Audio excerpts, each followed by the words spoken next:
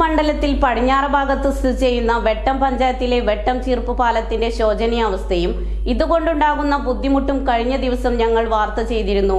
ഇത് ശ്രദ്ധയിൽപ്പെട്ട തിരൂർ MLA കുറുക്കോളി മൊയ്തീൻ വേണ്ട ഇടപെടലുകൾ എത്രയും പെട്ടെന്ന് നടത്തുമെന്ന് പറയുന്നു.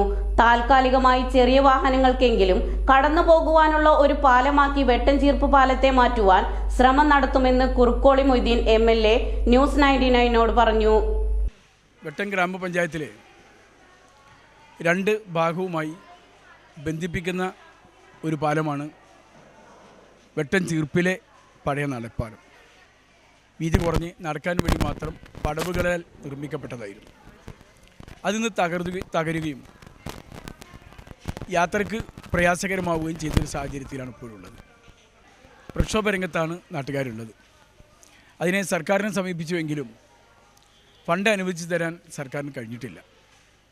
അതുകൊണ്ട് അവിടുത്തെ ആളുകൾ MLA ഫണ്ടിൽ നിന്ന് അതിന് വേണ്ട പണം അനുവദിച്ചു തരണം എന്ന് ആവശ്യപ്പെട്ടിട്ടുണ്ട്. ഈ പ്രാവശ്യത്തെ MLA ഫണ്ടിൻ്റെ സ്വഭാവം അറിഞ്ഞിട്ടില്ല.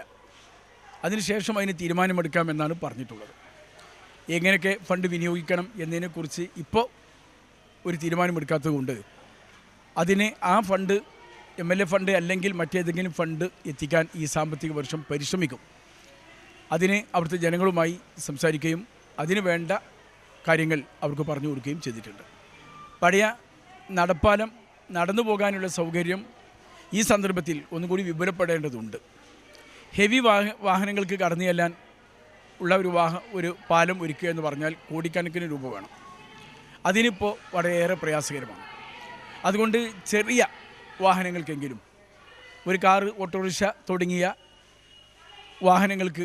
ചെറിയ വാഹനങ്ങൾക്ക് എങ്കിലും കടന്നു പോകാവുന്ന തരത്തിലുള്ള ഒരു പാലം എങ്ങനെ നമുക്ക് അവിടേക്ക് ലഭ്യമാക്കാൻ സാധിക്കും എന്നതിനെക്കുറിച്ചാണ് നമ്മളിപ്പോൾ ആലോചിച്ചു കൊണ്ടിരിക്കുന്നത്.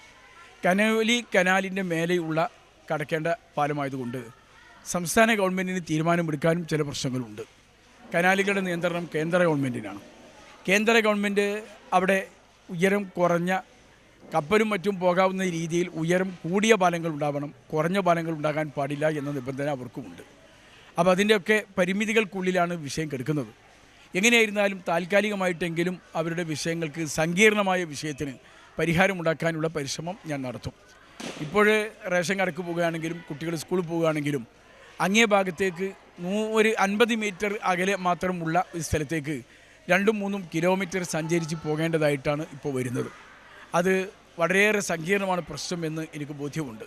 അത് പരിഹരിക്കാൻ പരമാവധി പരിശ്രമം നടത്തും എന്ന് ഈ സന്ദർഭത്തിൽ ജനങ്ങൾക്ക് ഞാൻ ഉറപ്പ് കൊടുക്കുകയാണ്.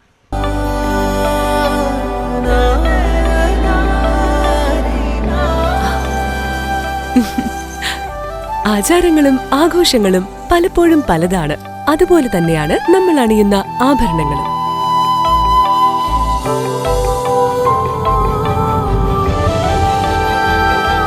ജീവിതത്തിലെ ഓരോ നിമിഷങ്ങളും അവിസ്മരണീയമാക്കുന്നു ആസാദ് ഗോൾഡ് ആൻഡ് ഡയമണ്ട്സ്.